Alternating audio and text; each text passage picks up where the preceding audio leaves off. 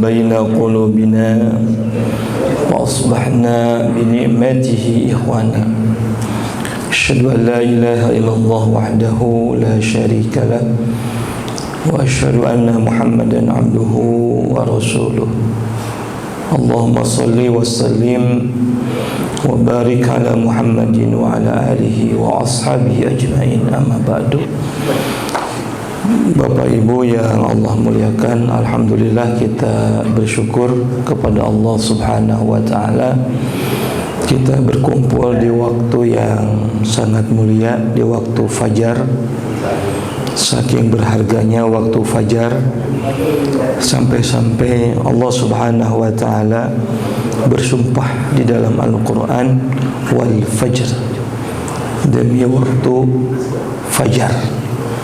Ya, alhamdulillah di waktu fajar kita bisa sama-sama sholat subuh berjamaah, lalu kemudian kita i'tikaf sejenak untuk berkumpul di majelis ilmu yang insyaallah ini menjadi salah satu sebab Allah Subhanahu wa taala senantiasa memberikan hidayahnya kepada kita semua. Amin ya rabbal alamin. Bapak Ibu yang Allah muliakan, karena ini masih berada di bulan Syawal, di penghujung bulan Syawal, ya. Dan ini juga mungkin kali perdana saya bertemu dengan Bapak Ibu yang ada di masjid ini. Maka yang pertama kali ingin saya sampaikan, mohon maaf lahir batin, taqabbalallahu minna wa minkum. Dua kalimat yang sering kita dengar tetapi esensinya merupakan salah satu ajaran penting dalam agama Islam. Mohon maaf lahir batin adalah salah satu syariat, ya, bahwasanya manusia disebut oleh Allah Subhanahu wa taala dengan sebutan insan, wa ma khalaqtul jinna wal ins illa liya'budun. Tidaklah Allah menciptakan manusia dan jin. Maka manusia di dalam ayat ini disebut al-insan, yang mana kata para ulama, Allah Subhanahu wa ta'ala menamai manusia dengan sebutan insan, summiyal insan kasratun nisyan, ya. Ya, bahwa manusia disebut insan itu karena memang pada diri manusia itu bukan sedikit tetapi banyak lupa, banyak salah gitu, ya. Karasa kurang Pak, ya, bari pohon teh gampang lupa kita mah. Sementara Allah mensifati dirinya di dalam Al-Quran, wa ma kana rabbuka nasiya, wa makana rabbuka nasiya, dan dialah Allah Subhanahu wa taala yang tidak pernah lupa. Jadi Allah tidak akan pernah lupa, ini sifat Allah, ya.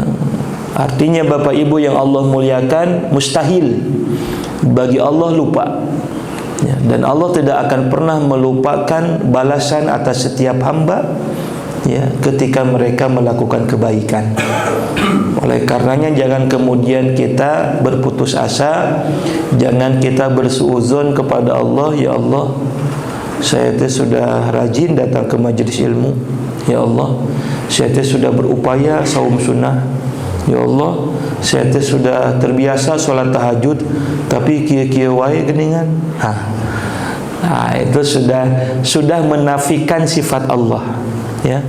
Padahal Allah sebutkan di dalam ayatnya, wa makana rabbuka nasiya. Allah itu tidak akan pernah lupa. Allah tidak akan pernah melupakan orang yang berbuat kebaikan.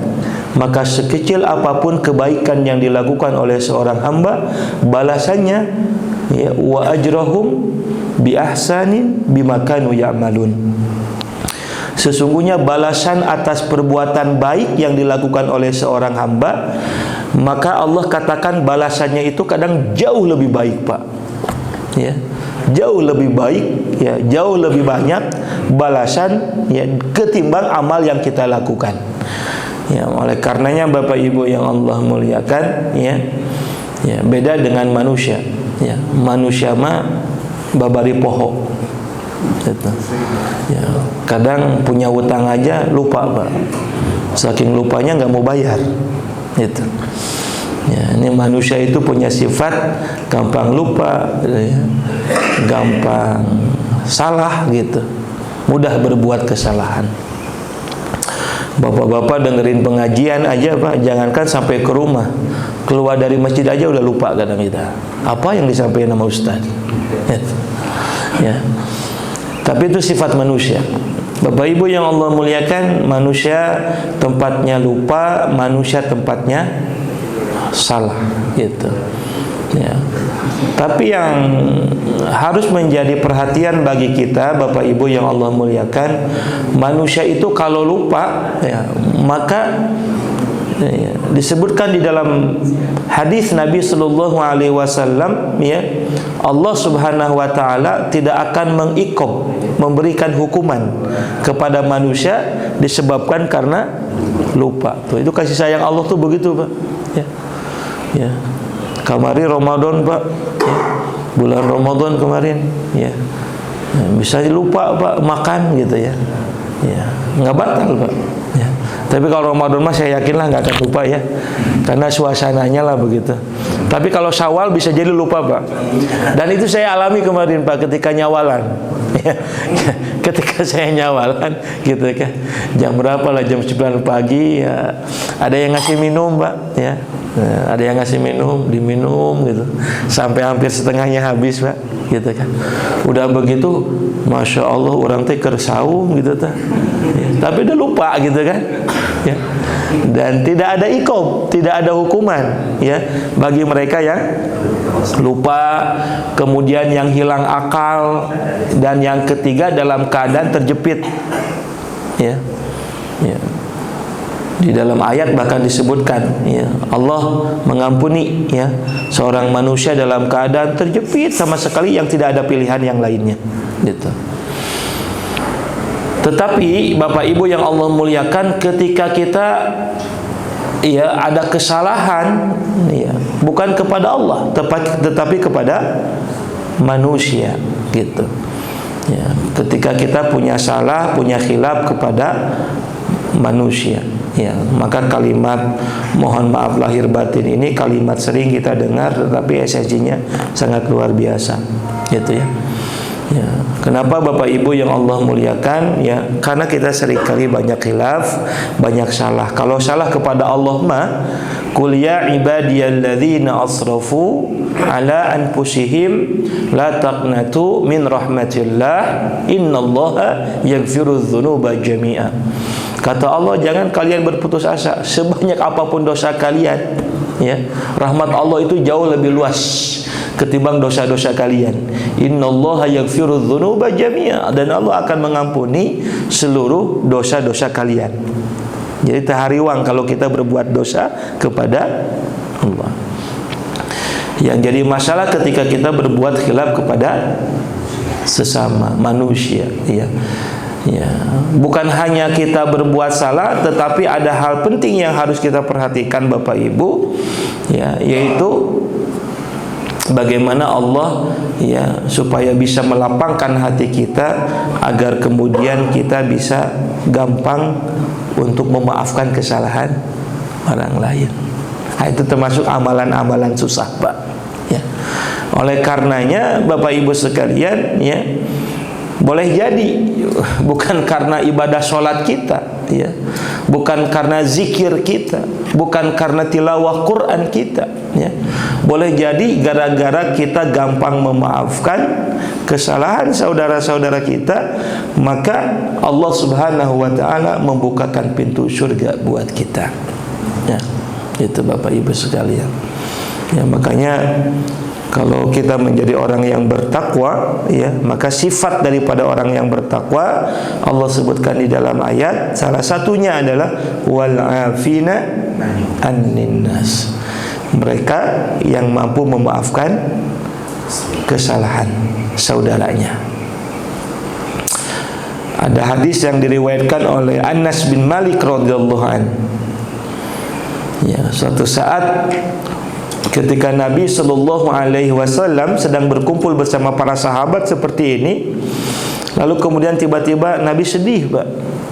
Ya, sedih Nabi, sehingga para sahabat pun mengkhawatirkan ya kondisi Nabi karena Nabi sedih gitu kan. Ya. Tetapi selang beberapa saat kesedihannya berubah menjadi senyuman. Gitu. Ya. Jadi kadang Nabi itu mendapat wahyu ya dari Allah Subhanahu wa taala ketika sedang berada di majelis ilmu gitu kan. Sedang berkumpul bersama para sahabat, turun wahyu begitu. Maka ekspresi Nabi Shallallahu alaihi wasallam itu menggambarkan bahwasanya Allah Subhanahu wa taala mengabarkan kepada Rasulullah sallallahu alaihi wasallam tentang sesuatu gitu. Nah, ketika Nabi SAW sedih awalnya, lalu kemudian bergembira, senang, tersenyum, tiba-tiba Umar bin Khattab bertanya kepada Rasulullah. Kata Umar bin Khattab, "Ya Rasulullah, tadi aku perhatikan engkau sedih, lalu beberapa saat kemudian engkau tersenyum. Ada apa ya Rasulullah?" Ya. Ya, jadi bukan ngahiwal, Pak, gitu ya. Kadang Nabi ketika naik mimbar, amin gitu kan, amin, amin. Cek orang, nah naonan eta gitu Pak Nabi mah, ya. Tapi buat orang lain boleh jadi kita bertanya-tanya, Pak. Mungkin ada sesuatu gitu. Tapi kalau Nabi, wahyu dari Allah, sedang naik mimbar saja ada wahyu, bayangin itu. Nabi sallallahu alaihi wasallam itu, ya. Ya, karena ucapan Nabi, sikap Nabi itu adalah syariat gitu ya, yang harus diikuti oleh umatnya. Ketika Umar bin Khattab Bapak Ibu sekalian bertanya kepada Rasulullah, maka apa jawaban Nabi SAW ya, ketika aku sedih ya, tadi ya, ketika aku sedih kenapa? Karena ada di antara dua umatku, dua umat Rasulullah ya, di antara dua umat Nabi SAW itu yang ketika di akhirat salah seorangnya ya, mendapatkan perlakuan zalim yang dari yang satunya lagi. Lalu kemudian saatnya yang tepat di saat itu adalah saat di mana seorang manusia meminta perlindungan, meminta pengadilan dari Allah Subhanahu wa taala. Di manusia, di dunia seperti ini Bapak Ibu sekalian, belum tentu kita mendapatkan pengadilan yang terbaik ya, belum tentu ya, belum tentu ya, ya, karena semuanya ya, ya semuanya ya, ya, ya bisa, kadang seseorang bisa bisa membelinya lah ya, dengan harta, dengan dunia begitu ya. Makanya hati-hati ya, yang mudah-mudahan kita senantiasa teguh keimanan kita Bapak Ibu sekalian dalam kondisi apapun, dimanapun kita berada. Alladzina yabi'u dinihi bi'iradhin minad dunya. Ada banyak kata Nabi nanti di akhir zaman orang-orang yang menjual agamanya hanya dengan kepentingan dunia gitu. Ya. Maka digodalah manusia dengan harta, dengan tahta, wanita, Toyota, apalagi, wah macam-macam, macam-macam sekarang Pak godaannya. Bapak Ibu yang Allah muliakan, maka saat yang tepat untuk mendapatkan pengadilan yang terbaik yaitu saat nanti di hari akhirat. Manusia ya, ketika di dunia pengadilan diponis oleh pengadilan ya, ukurannya ya mungkin secara hukum ya bisa dikatakan benar ya, tetapi belum tentu ya menurut Allah Subhanahu wa taala begitu. Maka saat itu kata Nabi sallallahu alaihi wasallam, di antara umatku mengatakan kepada Allah, "Ya Allah, aku ingin menuntut keadilan, karena tidak ada tempat yang terbaik kecuali aku meminta kepadamu ya Rabb agar engkau memberikan ya, ketetapan keputusan yang terbaik buatku. Aku ini selama di dunia dizolimi sama si fulan ini ya Allah. Aku ingin menuntut hakku pada saat ini ya, sehingga ya, orang yang berbuat zalim pun mendapatkan hukuman." Kata Allah, "Wahai fulan, apa yang kau inginkan?" Ya, aku ingin kebaikan orang ini orang beriman, umatnya Nabi SAW. Ya, aku ingin kebaikan orang ini ya dilimpahkan kepadaku. Ya, ternyata kebaikan orang ini sedikit Pak, gitu kan, nggak banyak, udah habis ke yang lainnya, begitu kan, karena saking banyak dosa kepada orang lain, gitu kan, kebaikannya. Maka kata Allah, ya fulan, tidak ada lagi kebaikan pada orang ini. Apa yang lagi kau inginkan? Maka kata orang ini, ya Rob, aku ini banyak dosa, aku ada dosa yang ada pada diriku, ya Allah, limpahkan dosa aku kepada orang ini. Maka Bapak Ibu, itu yang diajarkan oleh Nabi Sallallahu Alaihi Wasallam. Jadi ada transfer pahala, ada transfer dosa, Pak. Itu. Ya, jadi kalau misalnya kata Nabi, ya ada orang yang menceritakan keburukan kita, Pak. Ya, ini sebagian para ulama ketika ada yang menceritakan tentang keburukannya, maka tengambek, Pak. Alhamdulillah. Kenapa? Karena pada saat itu dia ditransfer kebaikan. Gitu. Bersabar lebih baik. Gitu. Sementara itu Allah Subhanahu wa taala dikatakan kepada orang yang orang yang pernah dizalimi itu, wahai fulan, sekarang tengok ke atas. Maka kemudian orang ini menengok ke atas. Ketika dia menengok ke atas, Bapak Ibu yang Allah muliakan, Allah tampakkan surga kepadanya. Ketika ditampakkan surga dengan berbagai macam kenikmatan itu, maka orang ini takjub dengan kenikmatan surga itu. Dan kemudian orang ini berkomentar, ya Allah, ini surga buat siapa? Gitu. Dan Allah menjawab, ini surga ada harganya buat orang yang bisa membelinya dan ada harganya.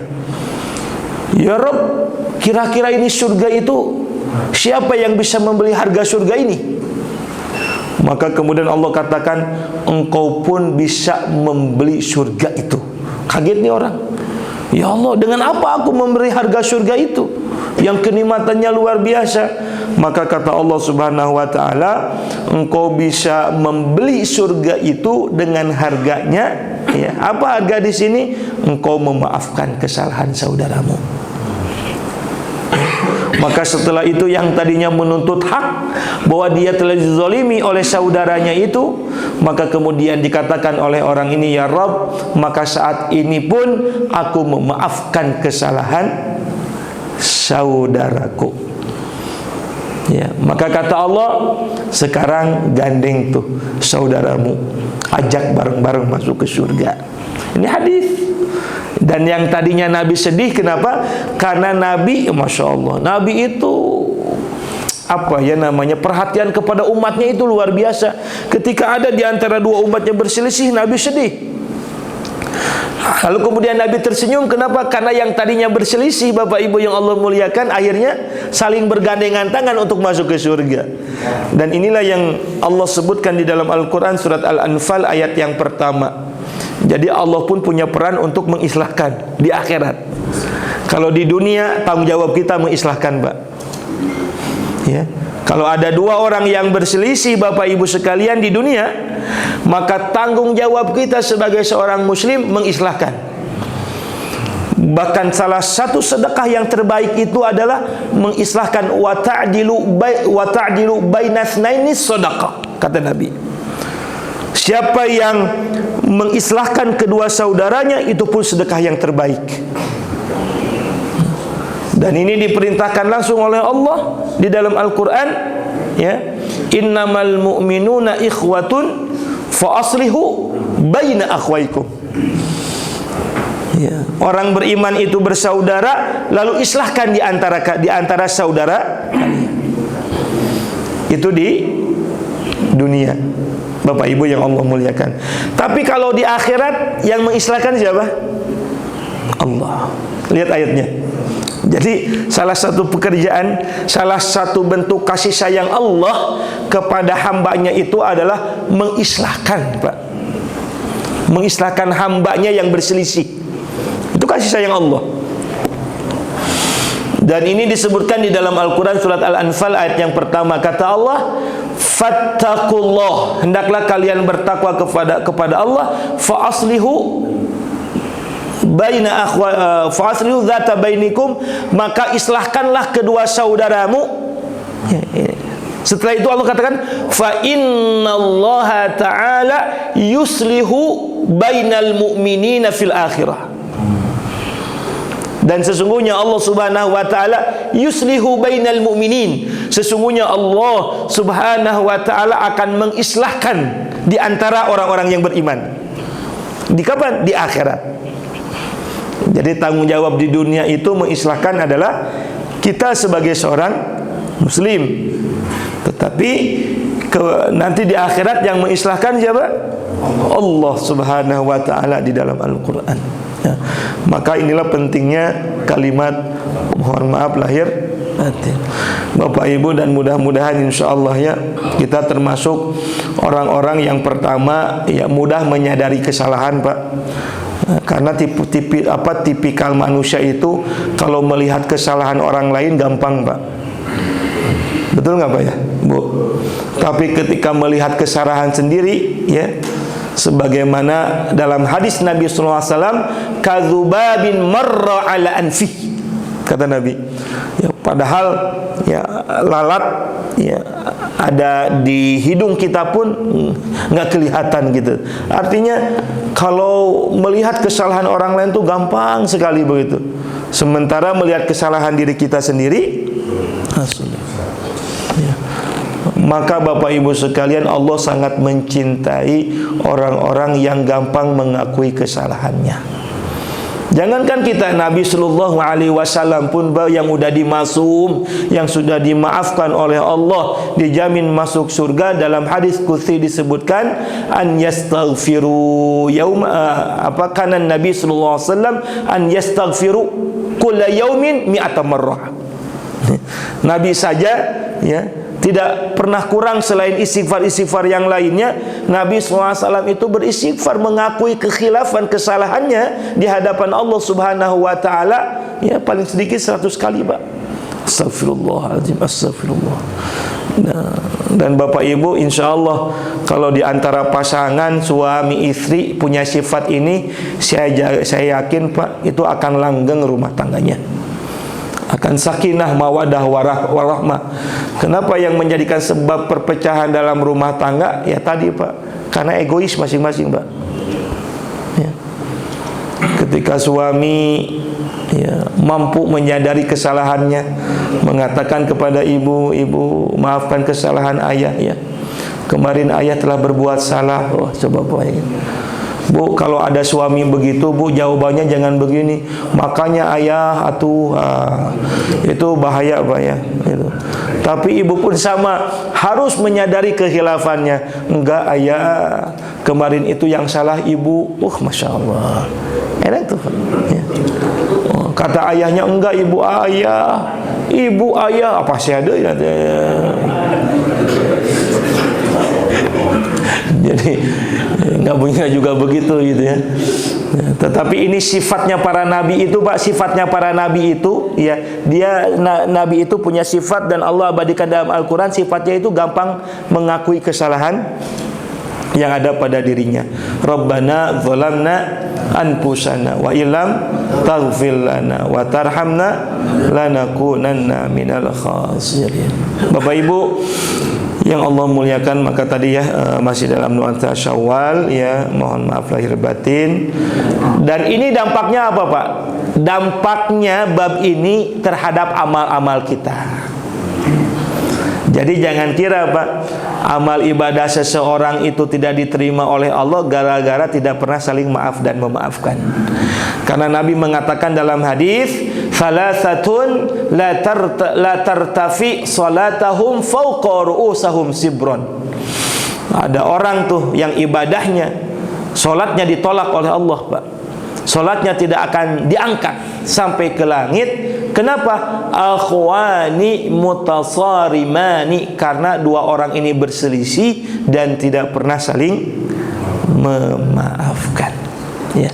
Maka Bapak Ibu, kalau kita punya sifat yang pertama, ya, mudah memaafkan. Yang kedua, insya Allah, ya, amalan, ya, sekecil apapun insya Allah menjadi amalan yang diterima oleh Allah Subhanahu wa Ta'ala. Yang kedua, Bapak Ibu yang Allah muliakan, harapan kita semua insya Allah di bulan Syawal dan di bulan-bulan yang lainnya, karena kita sudah dididik oleh Allah Subhanahu wa Ta'ala di bulan Ramadan, mudah-mudahan kita menjadi pribadi muslim yang baik.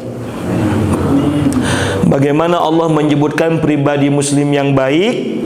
Allah Subhanahu wa Ta'ala sebutkan di dalam Al-Quran, surah Ibrahim ayat yang ke-24, ayat yang ke-25.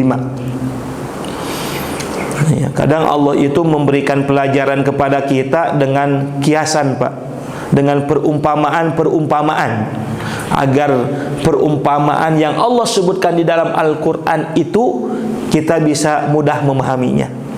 Ya.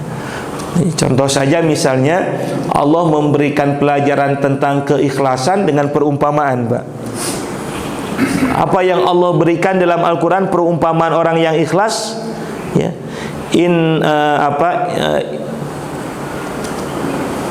Allah Subhanahu wa Ta'ala sebutkan di dalam Quran surat Al-An'am tuh, ayat yang ke-66. Allah telah berikan pelajaran kepada kalian dari binatang. Kal an'am la ibrah. Allah telah jadikan pada binatang itu ibrah. Apa ibrah? Pelajaran. Apa pelajaran yang kita bisa ambil dari binatang itu? Nusqikum mimma fi butunihi min baina farsin wadamin labanan kholison. Allah ingin memberikan pelajaran tentang susu murni, Pak, keikhlasan. Yang mana kata Allah, susu murni yang ada pada binatang itu berasal di antara kotoran dan darah binatang. Tetapi sekalipun berasal di antara kotoran dan darah, tetapi jadinya susu murni. Sya'ighal lisyaribin, yang mana kalian bisa menikmatinya, meminumnya dengan enak gitu. Nah, kata para ulama, ayat ini ibrahnya apa? Orang yang ikhlas itu mereka tidak akan pernah terpengaruhi situasi dan kondisi. Dalam keadaan senang, Pak, dalam keadaan susah, tetap ikhlas sama Allah, ya, sebagaimana Allah memberikan pelajaran kepada binatang tadi. Nah, pada kesempatan ini Bapak Ibu yang Allah muliakan, Allah Subhanahu wa Ta'ala memberikan perumpamaan yang sesungguhnya perumpamaan ini, ya, ini harus jadi ibrah bagi kita. Apa kata Allah dalam Quran surat Ibrahim ayat yang ke-24 dan ayat yang ke-25 ini? Kata Allah Subhanahu wa Ta'ala, alam tara kaifa daraballahu mathalan kalimatan thayyibatin kasyajaratin thayyibatin. Tidakkah kalian melihat Allah Subhanahu wa Ta'ala memberikan perumpamaan, permisalan pohon yang baik? Jadi Allah mengumpamakan seorang muslim yang baik, seorang mukmin yang baik. Di dalam ayat ini Allah umpamakan seperti hanya pohon yang baik, Pak. Bagaimana Allah menjelaskan pohon yang baik? Allah menyebutkan di dalam ayat ini, pohon yang baik itu cirinya ada 3, Pak. Pohon yang baik. Apa ciri yang pertama pohon yang baik? Kata Allah Subhanahu wa Ta'ala, asluha sabitun. Pohon yang baik itu kata Allah adalah pohon yang memiliki akar yang kokoh, Pak. Akarnya kokoh. Kenapa? Karena kalau akarnya kokoh, Pak, ya, diterjang angin sekalipun, karena akarnya kokoh akan tetap bertahan. Kata para ulama dalam tafsirnya, ketika disebutkan tentang ini, maka Bapak Ibu yang Allah muliakan, ketika Allah menggambarkan perumpamaan seorang mukmin yang baik, muslim yang baik, asluha sabitun, akarnya mesti kokoh. Apa akar di sini, Pak? Tauhid, akidah, keimanan kita, Pak. Maka Bapak Ibu yang Allah muliakan, salah satu yang harus kita jaga, dalam hidup kita ini adalah bagaimana kita menjaga akar iman kita, agar akar ketauhidan kita itu mesti kita jaga sebaik-baiknya. Harus tetap kokoh dalam kehidupan kita, Bapak Ibu sekalian. Hati-hati, ya, tidak terpengaruh dengan godaan-godaan, ya. Bagaimana Nabi menjaga akar ini? Sekalipun Nabi ditawari apa tadi? Harta, ditawari wanita. Muhammad, kalau engkau pingin harta, maka kami akan kumpulkan harta, sehingga di Quraisy ini, di Arab ini, ya, engkau menjadi orang yang paling kaya. Muhammad, kalau engkau pingin jadi seorang raja, kami sepakat, kami akan menjadikan engkau ini sebagai raja. Kalau engkau ingin istri, maka kami akan pilihkan 10 istri yang terbaik buatmu, Muhammad. Coba apa lagi, Pak? Kebayang, Pak, kalau yang begitu ditawarkan kepada saya, rada ngahulang kata tidak? Asli, Pak. Asli, ada ngahulang, Pak. Semua coba. Apa sih? Umumnya manusia itu mencari begitu, Pak. Gitu. Harta, mencari kedudukan. Nggak cukup harta kan banyak tuh. Yang penasaran. Harta udah ada, ingin cari jabatan. Kan begitu. Udah jabatan kali itu nanti awewe, Pak. Ayah itu. Maka jangan heran Kak, bahwa pejabat itu kasusnya kadang skandal perempuan. Itu. Bapak Ibu tong ngisolasi ke mana-mana. Pokoknya ayah nu gitulah. Ayah nu gitu, Pak. Masya Allah. Ya. Maka Bapak Ibu sekalian, ya, kalau akarnya kokoh, insya Allah. Apa kata Nabi SAW? Lau wadha'a syamsa fil yamini wal qamara fi shimali, sekalipun matahari ada di tangan kananku, rembulan ada di tangan kiriku, Nabi, an atruqa hadzal amr ma taraktuhu, kami tidak akan pernah meninggalkan perkara-perkara yang penting, Pak. Jadi Bapak Ibu sekalian, perkara-perkara tentang akidah itu nggak bisa ditolerir. Muhammad, udahlah, capek kita pasyawai. Kita capek pasyawai. Udah hari ini mah kita beribadah ngikutin engkau, besok engkau ibadah ngikutin kita. Nggak bisa, Pak. Perkara akidah nggak bisa. Lakum dinukum, untuk mula agamamu, untuk mula agama. Maka Bapak Ibu sekalian, ini yang mesti kita jaga, akar ini. Kenapa? Karena yang bisa menyambungkan hati kita dengan Allah. Ada salah seorang ulama namanya Syekh Utsaimin, ya, di Saudi sana, ketika beliau sedang mengkaji kitabul hadis di hadapan para muridnya, ya, mengkaji kitab hadis karena beliau juga terkenal ulama hadis, ya. Maka salah satu pekerjaannya, salah satu aktivitas Syekh Utsaimin ini adalah setiap harinya dia mengkaji ilmu hadis mengajarkan ilmu hadis kepada murid-muridnya. Saya begini nih, Bapak Ibu sekalian. Tiba-tiba ada orang yang ikut sholat, habis sholat nyeletuk. Padahal dia habis sholat, Pak, di masjid. Ya, nyeletuk, Pak. Apa yang disampaikan oleh orang yang nyeletuk ini? Orang lain udah sibuk bagaimana mikirin ke bulan, ini masih sibuk ngaduk-duk karena kitab. Ya, jadi masih disibukkan dengan kitab, mengkaji kitab. Kalau kita pemahamannya materialistis, mungkin kita akan mengiyakan, Pak. Mengiyakan. Tetapi yang menarik jawaban Syekh Utsaimin. Kata beliau, kalau dari makhluk sampai ke makhluk itu sesuatu yang biasa. Manusia makhluk, bulan makhluk. Sekalipun engkau bangga pernah ke bulan, karena sekarang ada juga, Pak, promosi jalan-jalan ke bulan, Pak.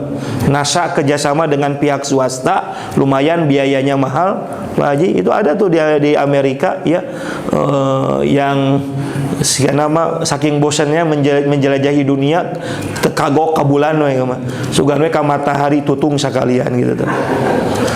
Nah, ada itu, Pak, di iklan tuh, ya. Mungkin orang menganggapnya wah luar biasa sampai ke bulan. Tapi kata Syekh Utsaimin, kalau seorang makhluk sampai ke makhluk, ya itu sesuatu yang biasa. Yang luar biasa itu kalau dari makhluk sampai kepada Khalik. Masya Allah. Kalau makhluk ke makhluk biasa, Pak. Mau apapun biasa, kata beliau. Tapi yang namanya kita ini kan hidup gak akan selamanya, Pak. kita ini akan sampai kepada Khalik. Maka Bapak Ibu sekalian, kalau dari makhluk sampai ke Khalik itu sesuatu yang luar biasa. Hakikatnya kita kaki ini sedang menginjak di bumi, tetapi Bapak Ibu yang Allah muliakan, kalau hati kita, pikiran kita ya sampai kepada Allah, ini sesuatu yang luar biasa. Makanya Bapak Ibu kita ngaji kayak begini nih ya, agar kemudian terkoneksikan ya hati kita dengan Allah.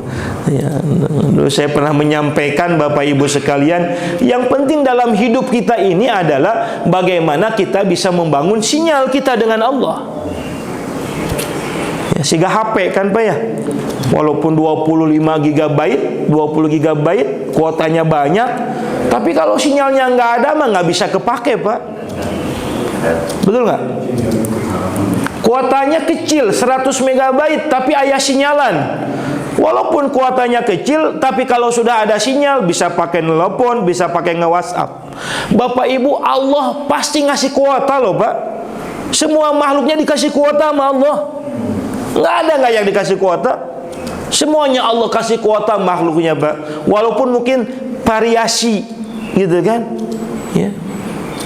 Allah memberikan rezeki kepada semua makhluknya, nggak ada yang dibiarkan. Hatta kita tidak pernah meminta kepada Allah sekalipun, Allah kasih itu Pak ya. Allah kasih rezeki sama kita. Tetapi yang paling penting bukan banyaknya rizki, sedikitnya rizki, tetapi yang paling penting adalah bagaimana ya sinyal kita ini terus nyambung kepada Allah. Itu Pak yang paling. Percuma Pak kalau kita banyak kuotanya, banyak rizkinya, tapi hati kita nggak nyambung Bang ya, percuma. Sombong kita Pak ya, sombong. Makanya setan itu pernah menyampaikan kepada Nabi SAW, ketika setan menyerupai, iblis itu menyerupai manusia, Nabi mengatakan, man anta, siapa kamu? Ana iblis, jujur tuh, saya iblis. Lalu Nabi bertanya kepada iblis, walimadza ji'ta? Iblis, ente mau ngapain ke sini? Mau kemari? Iblis pun jujur, innallaha ta'ala amarani an atika wa ajibuka an kullama sa'altani. Ya, Muhammad, aku diperintahkan oleh Allah untuk datang kepadamu. Barangkali engkau mau bertanya, aku akan jawab. Itu tuh. Berarti kan bocoran dari iblis Pak. Dan salah satu yang ditanya oleh Nabi sallallahu alaihi wasallam, ya iblis, kam ikhwatuka min ummati? Wahai iblis, siapa di antara saudaramu yang termasuk dari golongan umatku? Tuh. Ya. Maka kata iblis salah satunya, ya, umatmu yang menjadi CS ku, gitu baca. Yang menjadi saudaraku, al-ghani al-mutakabbir, orang kaya sombong. Tuh. Jadi yang begitu-begitu Pak, sengaja iblis itu menggoda agar mereka lupa dengan mematikan sinyal mereka dengan Allah. Coba Qarun Pak, kan begitu kalau sudah nggak ada sinyal, harta berlimpah. Ketika ditanya oleh sahabatnya, ya Qarun wabtagi fima atakallah darul akhirah, gitu kan? Carilah kehidupan akhirat dari apa yang telah Allah karuniakan kepadamu. Apa kata Qarun? Inni utitu min ilmin ini semua aku dapatkan gara-gara kepintaranku. Itu sinyal Pak. Maka Bapak Ibu sekalian, ciri muslim yang baik yang pertama adalah asluha sabitun, akarnya kokoh. Satu yang pertama. Yang kedua, Bapak Ibu yang Allah muliakan, kata Allah permisalan seorang muslim yang baik di dalam ayat ini, kata Allah yang kedua, wa far'uha fis sama. Jadi pohon yang baik itu batangnya menjulang ke langit. Wa far'uha fis sama. Udahnya akar kokoh, batangnya menjulang ke langit. Kata para ulama ketika menafsirkan ayat ini, seorang mukmin yang baik selain asluha sabitun, imannya kokoh, akidahnya kokoh, maka yang kedua wa far'uha fis sama, maknanya adalah amal-amal ibadahnya sampai menjulang ke langit. Ibadah kita itu harus sampai ke langit. Kenapa Bapak Ibu kalimat ini? Ini terkait dengan hadis Nabi sallallahu alaihi wasallam. Nabi sallallahu alaihi wasallam, hadis riwayat Imam Ahmad, ya. Bapak Ibu, Nabi itu pernah bermimpi. Nabi yang menceritakan langsung. salah satu malam aku bermimpi bertemu dengan Allah. Ya. Ini Nabi. Kita kalau bertemu dengan Nabi udah alhamdulillah Pak, bisa bermimpi bertemu dengan Nabi. Karena dalam hadis dikatakan kalau orang bertemu bermimpi dengan Nabi, ya, maka bisa dipastikan benar.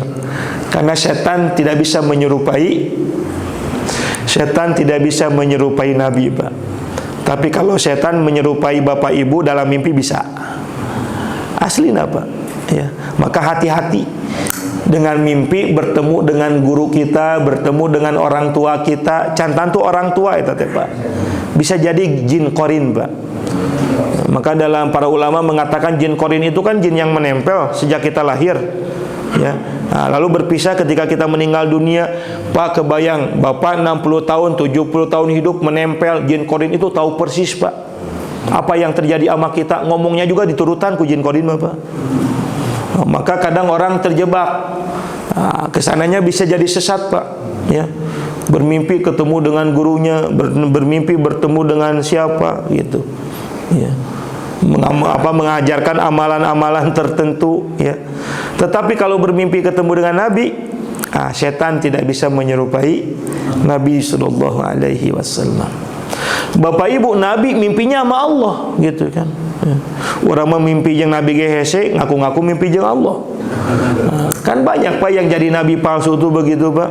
Ya. Yang ngaku-ngaku jadi nabi palsu gitu ya, karena merasa pernah bermimpi dengan malaikat, bermimpi bertemu dengan Bapak Ibu sekalian. Hati-hati, banyak pengakuan nabi-nabi palsu gara-gara model kayak begini. Ya, seolah-olah bertemu dengan malaikat, dengan nabi, padahal dia bukan nabi. Ya. Nabi bertemu dengan Allah, Pak. Kata Nabi SAW dalam hadis riwayat Imam Ahmad, ketika salah satu malam itu di salah satu waktu malam aku bermimpi bertemu dengan Allah, maka subhanallah betapa sempurnanya wajah Allah. Ya. Makanya Nabi itu kata para ulama, ya pernah langsung melihat wajah Allah, bukan hanya dalam mimpi. Ya. Sebagian ulama ada yang berpendapat Nabi itu pernah bertemu dengan wajah Allah kapan? Isra Miraj, Pak. Hadisnya sahih itu Isra Miraj. Ya. Malaikat saja sampai langit yang ketujuh nggak bisa nembus Sidratul Muntaha. Langit ke-1, ke-2, ke-7 ditemani sama Jibril. Tapi sudah sampai langit ke-7, ya Rasulullah, aku tidak diizinkan. Nabi sendiri Pak Sidratul Muntaha kan bercakap-cakap dengan Allah. Walaupun ada dua pendapat kalangan ulama, ada hanya percakapannya dengan Allah, ya. Tetapi juga ada pendapat ulama Nabi bertemu langsung dengan Allah. Isra Miraj begitu. Maka subhanallah, Nabi bermimpi bertemu dengan Allah. Kata Nabi SAW, aku melihat wajah Allah yang sangat sempurna. Lalu kemudian Allah bertanya kepadaku. Apa pertanyaan Allah? Muhammad, apakah engkau tahu apa yang diperbincangkan oleh para malaikat yang ada di langit? Apa jawab Nabi? La adri. Nabi tidak bisa mengetahui sesuatu yang gaib kecuali atas izin Allah. La adri. Ya Allah, aku tidak mengetahuinya ya Allah. Apa kalimat, apa obrolan yang disampaikan malaikat yang ada di langit? Maka setelah itu Allah Subhanahu wa taala menempelkan kedua tangannya di pundaknya Nabi sallallahu alaihi wasallam. Kata Nabi, ketika Allah menempelkan tangannya kepada pundakku, ya, maka Allah seolah-olah membukakan tabir kegaiban yang ada di langit. Itu hadis riwayat Imam Ahmad bin Hanbal. Dan aku bisa mengetahui, ya, apa yang terjadi di langit dan apa yang diobrolkan oleh malaikat yang ada di langit. Maka setelah itu Allah Subhanahu wa taala, kata Nabi, bertanya dengan pertanyaan yang sama. Muhammad, ya, kata Allah, apakah engkau tahu apa yang diobrolkan oleh para malaikat yang ada di langit? Karena seolah-olah Allah sudah membukakan tabir kegaiban yang ada di langit, maka Nabi menjawab, adri ya Rabb, aku tahu ya Allah. Kata Nabi, yang diperbincangkan oleh para malaikat yang di langit itu yang pertama kafarat, tentang dihapuskannya dosa. Yang kedua ad-darajat, tentang ditinggikannya seseorang, derajatnya seseorang. Kata Nabi SAW, Allah Subhanahu wa ta'ala akan menghapuskan kafarat, dosa-dosa, dan meninggikan derajat. Dengan apa? Amalan. Maka kata Nabi, ternyata yang diperbincangkan oleh para malaikat yang ada di langit itu adalah ibadahnya seorang hamba. Nah, ini ibadah-ibadahnya seorang hamba itu diobrolkan oleh para malaikat yang ada di langit. Nah, inilah kalimat kenapa kita ini mesti wafar uhafis sama, ibadah kita itu mesti tembus ke langit, karena banyak dalil yang menjelaskan ibadah kita itu harus sampai ke langit, karena ada orang yang ibadahnya tidak sampai ke langit. Ya, tadi tidak naik ke langit. Ibadah ini akan naik ke langit, Bapak Ibu. Amal soleh kita ini akan naik ke langit. Sebagaimana misalnya hadis Nabi sallallahu alaihi wasallam, "A'radu a'mal yaumal itsnain wal khamis, fa uhibbu an yuradu 'amali wa ana shaim." Allah akan mengangkat amalan-amalan kalian itu sampai ke langit. Kapan? Di hari Senin, di hari Kamis. Fa uhibbu an yuradu 'amali wa ana shaim. Dan aku sangat senang, kata Nabi, ketika amalku diangkat ke langit, aku sedang dalam keadaan saum. Coba. Ini dalil menunjukkan bahwa amalan-amalan itu mesti naik ke langit. Bapak Ibu yang Allah muliakan. Jadi rupanya malaikat ini kalau ngobrol dengan malaikat, apa yang diobrolkan? Ibadah-ibadah kita. Makanya kata Nabi dalam hadis, ya, wa dzakarahumullahu fiman indah. Allah Subhanahu wa taala menyebut-nyebut nama kita di hadapan para malaikat. Artinya Bapak Ibu sekalian, walaupun kita enggak dikenal di dunia, di bumi ini, tetapi Bapak Ibu sekalian orang yang senantiasa wafar'u hafiz sama, menjaga ibadahnya sampai ke langit itu, Bapak Ibu, nah, kita ini, nama-nama kita ini disebut-sebut oleh Allah di hadapan para malaikat yang ada di langit. Masya Allah. Nah, Bapak Ibu sekalian, mudah-mudahan nih kita tetap istiqamah ya dengan amal ini. Kenapa Bapak Ibu? Imam Ibnu Taimiyah mengatakan, inna fil ardi jannatun. Sesungguhnya di dunia itu ada surga, Pak. Man lam yadkhulha lam yadkhulha, man lam yadkhulha lam yadkhulul jannata fil akhirah. Kata Imam Ibnu Taimiyah, sesungguhnya di dunia itu ada surga, dan siapa yang tidak memasuki surga dunia, maka dia tidak akan memasuki surga akhirat. Apa itu surga dunia? Kata Imam Ibnu Taimiyah, surga dunia itu di saat kita bisa menikmati ibadah-ibadah kita kepada Allah. Di saat kita bisa nikmat dalam salat, di saat kita bisa nikmat dalam majelis ilmu, kita nikmat dalam keadaan berzikir, itulah namanya surga dunia. Maka siapa yang bisa menikmati ibadahnya, insyaallah dia akan masuk ke dalam surganya akhirat. Jadi PR kita Bapak Ibu itu bukan hanya menjalankan ibadah, tetapi PR kita itu dalam ibadah bagaimana nikmat ibadah itu bisa dirasakan nikmat oleh kita. Itu yang kedua, wafar'u hafiz sama. Yang terakhir Bapak Ibu yang Allah muliakan, kata Allah Subhanahu wa taala, perumpamaan muslim yang baik seperti hanya pohon yang baik. Ciri yang ketiga apa? Tu'ti ukulaha kullu hinin biizni rabbiha. Pohon yang baik itu adalah pohon yang bisa menghasilkan buah-buahan sepanjang waktu, sepanjang musim, Pak. Temusiman. Karena ada buah yang buahan nanti musiman, Pak. Ya. Ya. Yang musiman kayak gimana, Pak? Ya. Tapi buah yang baik itu kata Allah di dalam Al-Qur'an, tu'ti ukulaha kullu hinin biizni. Kullu hinin itu setiap waktu, ya. Pohon yang baik itu adalah pohon yang menghasilkan buah-buahan sepanjang masa. Ada dua pelajaran Bapak Ibu. Yang pertama nih, mestinya lihat kalimatnya Bapak Ibu dalam bahasa Arab. Mestinya kalimatnya begini, pohon yang baik itu bukan ukulaha, tu'ti samarotaha. Itu kata para ulama. Ini tafsiran tafsiran Syed Qutb di dalam tafsirnya Fi Zilalil Quran. Mestinya pohon yang baik itu Allah sebutkan dalam kalimatnya itu tu'ti samarotaha. Dalam bahasa Arab yang namanya buah itu disebutnya samarotaha atau tu'ti fakihataha. Tetapi di dalam ayat ini Allah tidak mengatakan buah samarotaha ataupun fakihataha, tetapi pohon yang baik itu yang memberikan makanan, ukulaha. Bapak Ibu, kalau saja kita punya pohon mangga menghasilkan mangganya, itu sudah senang, Mbak. Kita punya pohon duren, lalu berbuah, udah senang Pak. Nah, itu namanya samarotaha Pak. Itu namanya fakihataha. Tapi kalau kalimatnya tu'ti ukulaha, Pak, ya, artinya kata Sayyid Qutb dalam tafsir fi zilalil Quran, itu Pak, pohon itu, mangganya itu sudah dikupas. Mangga sudah dalam keadaan dikupas, udah dikupas, dipotong-potong Pak, udah dipotong-potong di piringan, ya. Kemudian Pak dihuapan, coba. Itu tafsiran Sayyid Qutb itu, makna tuti ukulaha itu begitu, gitu.